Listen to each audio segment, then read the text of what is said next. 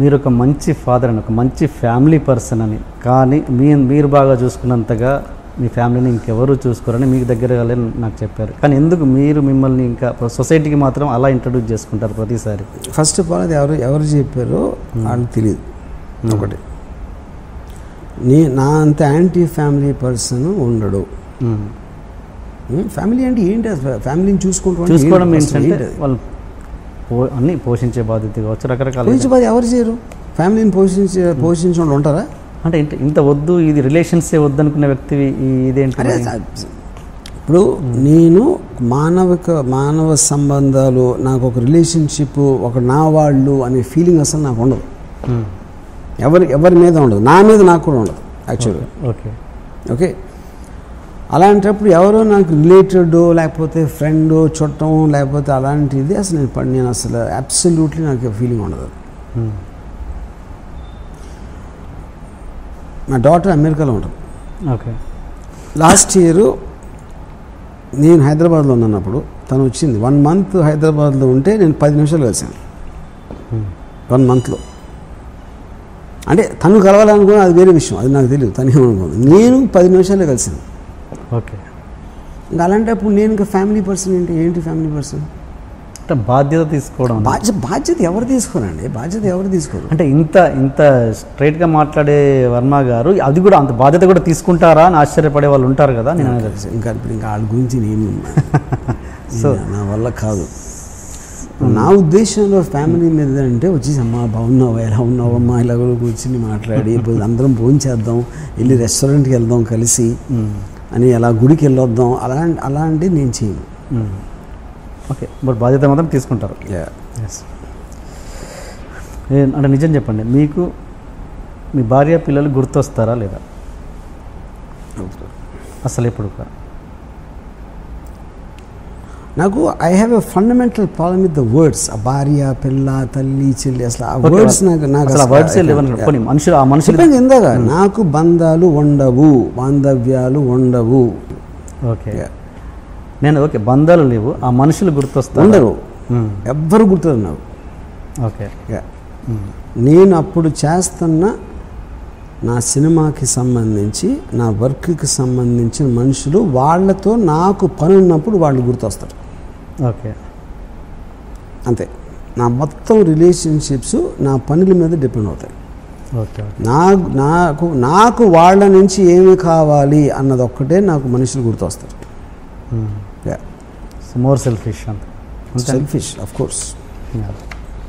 I'm selfish and self centered. It's more stronger than selfish. Self centered. మీకు మీది love marriage కదా? ఆ episode చెప్పారు, మరి ఇదేమైనా చెప్పగలరా? లవ్ స్టోరీ, మీ లవ్ స్టోరీ ఎలా స్టార్ట్ అయింది? My love story like anybody else. ఆ టీనేజ్లో ఆ టైంలో అదంతా అయిపోయింది అంతే. అండ్ ఐ థింక్ నాకే తెలీదు నేను నాకు లవ్ చేసే ఒక కెపాసిటీ కానీ ఒక అర్హత లేదని. కానీ నాకు ఉన్నట్టు నేను తనని నమ్మించాను, తను మోసపోయింది. పెళ్ళైన తర్వాత మీరు మొట్టమొదటిగా షాక్ అయిన సంఘటన ఏంటి? పెళ్ళైన తర్వాత ఏంటి అంటే ఎలాంటి దీనికి సంబంధించి? పెళ్ళి అంటే మీరు ఎక్కడైతే మీరు అసంతృప్తి పొందారో, పెళ్ళి అంటే ఇదా? తను షాక్ అయిన ఇన్సిడెంట్ ఉన్నా, నేనేం షాక్ అవ్వలేదు. ఎందుకంటే నేను అంత స్వార్థపరునని తనకి పెళ్ళి అయిన తర్వాత వరకు తెలియదు. ఎలాంటి స్వార్థపరుడు అని? అన్నిట్లోనే అంటే నేను కేవలం నేను చేయదలుచుకుందే నేను చేస్తాను, నాకు ఏమి ఇష్టమైతే అదే చేస్తాను. ఇంకొకరి కోసం ఇంత కూడా కాంప్రమైజ్ అవ్వడు, ఇంత కూడా అనేది అలాంటి స్వభావం నా దగ్గర ఉందని తనకి పెళ్ళి అయిన తర్వాత తెలిసింది. ఓకే, ఈ ఇన్సిడెంట్ ఎంతవరకు కరెక్ట్? ఒక పెళ్ళైన తర్వాత ఒకసారి మీ వైఫ్ మిమ్మల్ని లేపుతూ పాల ప్యాకెట్ తీసుకురా అంటే కరెక్టే, తీసుకురావట్లేదు. ఒకసారి చెప్తారా ఏంటది? నాకు నన్ను పొద్దున్న 5 గంటలు లేపి పాల బూత్కి వెళ్ళాను, పాలు తీసుకున్నాను. నేను వెళ్ళనని చెప్పాను. ఎందుకంటే నేను 5ంటికి లెగిసి వెళ్ళి క్యూలో నిలబడి పాలు తాగి వచ్చి కాఫీ తాగాలా, లేకపోతే ఇంకొంచెం ఎక్కువసేపు పడుకోవాలన్నా 2 చాయిస్ల్లో నేను ఎక్కువసేపు పడుకుంటాను అని చెప్పాను. ఇప్పుడు కాఫీ అలా నీకు కావాలంటే నువ్వు తెచ్చుకోను. ఓకే. యా. సో అలాంటివి చాలా జరిగాయి. యా.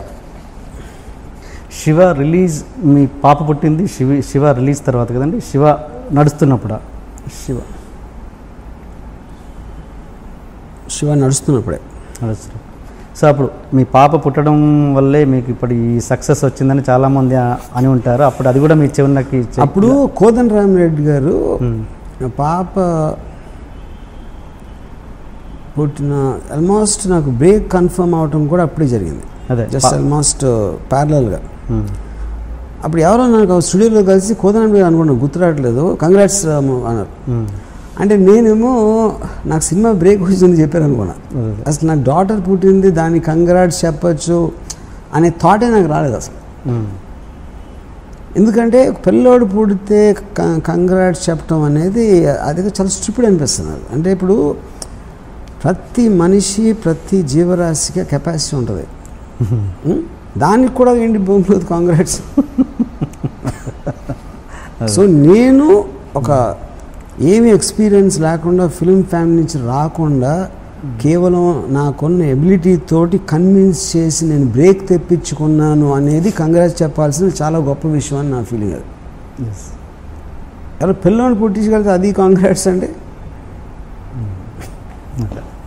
సో అది అదృష్టంగా మీకు వచ్చిందని మీరు నమ్మరు దాన్ని. మీ బ్రదర్ ఉన్నారు కానీ ఇప్పుడు నా అదృష్టం నేను అనుకోను, కానీ నాలాంటి ఫాదరు, నాలాంటి మొగుడు మా వైఫ్కి ఉండటం వాళ్ళ దురదృష్టం. అది మాత్రం బికాజ్ నా అంత సెల్ఫ్ సెంటర్డ్, సెల్ఫిష్ పర్సన్ అనేది ఏ ఫ్యామిలీలో ఉండకూడదు అనేది నా ఫీలింగ్. అంటే వాళ్ళ పాయింట్ ఆఫ్ వ్యూ నుంచి చెప్పేది. అదే మీకు ఇలాంటి అవేర్నెస్ అప్పుడు ఉంటే కనుక పెళ్ళి చేసి కరెక్ట్. పెళ్ళి చేస్తారు. మిస్టేక్ చేసింది నేను, బట్ సఫర్ అయిన తను. దానికి మీరు అంటే నష్టం డబ్బుల రూపంలోని కాదు, దానికి ఎలా వాళ్ళని దాన్ని ఏమంటారు, నష్టపరిహారం అని డబ్బులని కాదు, దాన్ని ఎలా మీరు మళ్ళీ రీబ్యాక్ చేయగలరు? చేయలేరు. ఓకే. ఇక్కడ ఫీలింగ్ సంబంధించిన విషయం. ఫీలింగ్ అనేది మీరు దాన్ని ఒక కన్స్ట్రక్ట్ చేయలేదు దాన్ని. ఓకే. అందుకని మా డాటర్ ఉంది, నా డాటరు నన్ను ఒక జీవిని చూసినట్టు చూస్తుంటాను. స్పీసీస్ అంటే ఒక జూకి వెళ్తే అని ఒక, ఎందుకంటే అలాంటప్పుడు నాతో బేర్ చేయగలుగుతారు ఎవరైనా. నన్ను మనిషిగా సీరియస్గా తీసుకుని ఎవరైనా హర్ట్ అవుతారు. ఓకే. నన్ను ఒక వింత జంతువులాగా చూస్తే they can have a very good relationship with me. అందుకని నా డాటర్ నన్ను రాము అని పిలవమని చెప్తున్నాను. నాకు నాన్న అని వర్డ్ నాకు ఇష్టం లేదు. ఓకే. అప్పుడు రాము అంటే ఆబ్వియస్లీ మీకు ఈవెన్ ఒక ప్రాక్సిమిటీ కూడా బెటర్ అయిపోతుంది. ఇక డివిజన్ లేకుండా అమ్మ బాగున్నావా, నాన్న వచ్చారా, మీరు ఇలాంటివన్నీ తీసి పాడేస్తే you will become like friends. Mother name relationship ఎక్కువ ఉంటుంది. మదర్ నేమని పిలుస్తారు మీరు? నా మదర్ని అమ్మ, ఎందుకంటే నేను పుట్టినప్పుడు అది అలవాటు అయిపోయింది. అది నాకు అంత పుట్టినప్పుడు అంత తెలియలేదు కాబట్టి ఇప్పటికీ అమ్మ అని పిలుస్తాను నేను. అంటే మీరు అంటే మీకు ఒక నాలెడ్జ్ వచ్చింది కదా, ఇప్పుడు మానేయచ్చు కదా పిలవడం. మళ్ళీ ఇంకా అంతమంది ముంబై అని పాలిటీషియన్స్ మారుస్తారు, కానీ ఒకసారి వర్డ్ అలవాటు అయిన తర్వాత ఇంకేంటి మార్చేది. నేను మా ఫాదరు పోయినప్పుడు నేను చెప్పాను ఇంట్లో మా మదర్కి, నాకు నాన్నగారి ఫోటో ఒక దండ వేసి అక్కడ పెట్టడం ఇష్టం లేదు. ఆయన ఒక హ్యాపీ మెమరీస్ కోసం గుర్తొచ్చినప్పుడు అనుకోను, అంతేగాని అడ్వర్టైజ్మెంట్ చేసినట్టు మా ఇంట్లో ఉండేవారు నేను పోయారు అని దండ వేసి పెట్ట నాకు చిరాకు అసలు అలాంటి ఫోటోలు చూస్తే. మామూలుగానే ఉన్నారు, మనతో ఉన్నారు, ఆయన మెమరీస్ ఉన్నాయి. కానీ మామూలుగా లోకంలో ఎవరైనా ప్రపంచంలో భార్యాభర్తలు విడిపోతే వాళ్ళు ఇంకా మర్చిపోతారు, వాళ్ళ రిలేషన్ ఇంకెవరికొరు గుర్తురారు, దూరం అయిపోతాయి రిలేషన్స్ ఎక్కడైనా. కానీ మీ విషయంలోకి వస్తే రివర్స్ అయిపోయింది.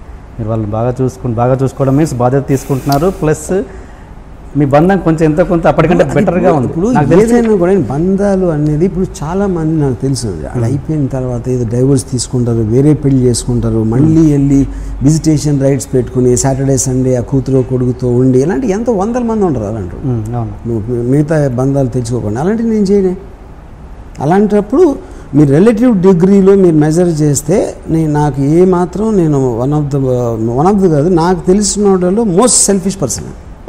నాకైతే నాకన్నా సెల్ఫిష్ పర్సన్ నేను కలవలేదు అంతవరకు. ఓకే. యా, నేను అన్నం మధ్యలో మానేసి అనమాట. ఏదో సగం తినేసి వదిలేస్తే ఎంతమందికి తిండి లేకుండా ఉంటారో తెలుసా, ఇలా అన్నం వేస్ట్ చేయకూడదు అని చెప్పిన మదర్. అప్పుడు నేను మదర్కి అన్నం యాక్చువల్గా వేస్ట్ చేస్తే దేశానికి చాలా ఉపయోగం